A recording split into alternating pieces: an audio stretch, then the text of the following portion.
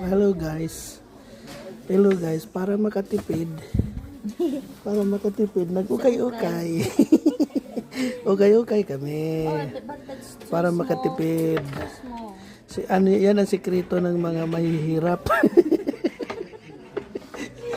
Yan ang sikreto ng mga mahihirap. Ito yung ukay. Ito yung ukay ng New Zealand guys, hospice. So, alam nyo ba na si Mrs. all the time ay nandito mula pa nung dumating siya ng New Zealand pala. Ang mga damit ko dito na galing. Brief na lang ang kulang para dito bibili ni Mrs. No, di ba man? Certified. Tanungin kita, yung suot mo, di ba? Okay? Ito, di hospice. Okay, di ba? Ito, hospice. Okay. So, certified nga. Yung brief ko na lang under